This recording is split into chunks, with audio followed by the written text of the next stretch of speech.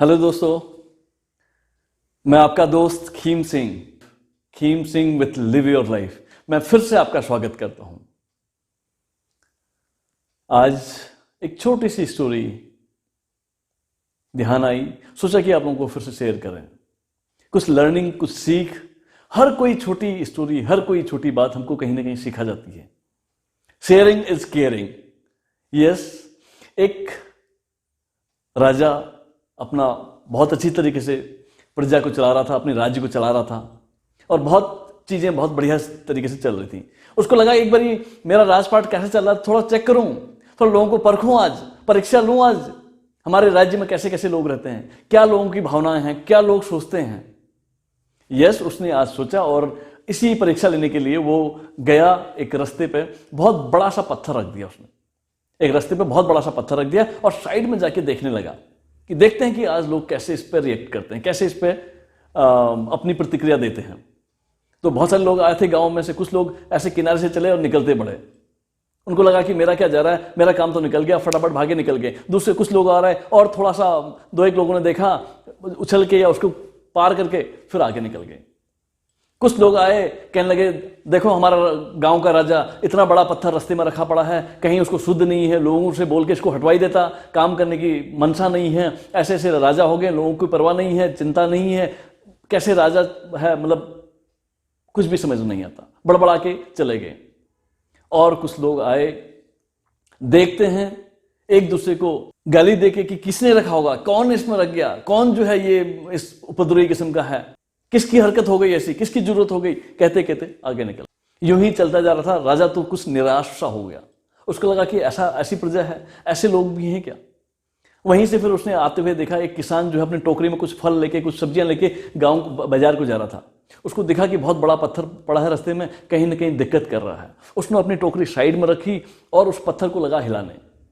जब वो पत्थर को हिलाने की कोशिश कर रहा था, उसको लगा पत्थर बहुत भारी है, नहीं हिल पाया उससे। फिर उसने दोबारा अपनी पूरी जान लगाई, पूरी ताकत लगाई, पत्थर थोड़ा थोड़ा खिसक गया। उस किसान का मनोबल थोड़ा सा बढ़ गया।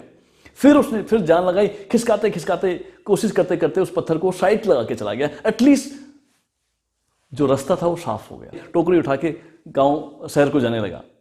जब उसने टोकरी उठाई, दोबारा उस पत्थर की तरफ देखा तो जहां पर वो पत्थर रखा था, अब वहां पर एक थैला रखा हुआ था। वहां पर जहां पर वो पत्थर रखा हुआ था, वो गया उस पत्थर के पास जहां पर वो था सड़क पे।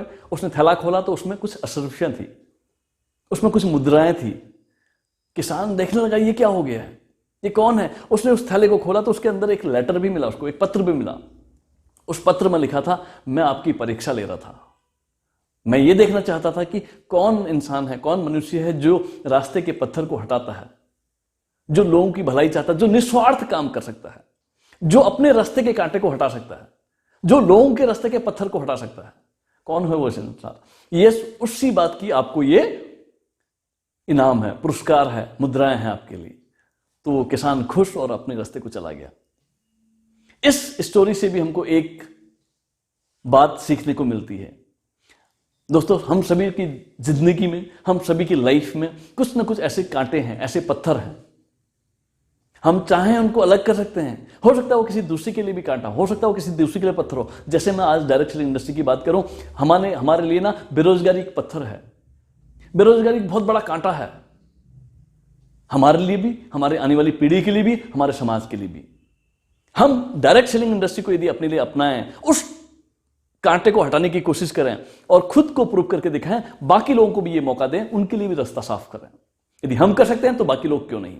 तो इस तरीके से दोस्तों इस स्टोरी से सीख मिलती है। इस इंडस्ट्री को जानें, परखें और खुद को प्रूव करके दिखाएं, उस रास्ते के कांटे को हटाएं, बाकी लोगों को लेकर रास्ता साफ करें। सो यस, मुझे यकीन है, मुझे उम्मीद है कि हम सब लोग इसको जानेंगे और इंडस्ट्री को अपनाएंगे। थैंक यू सो मच दोस्तों, थैंक यू सो मच।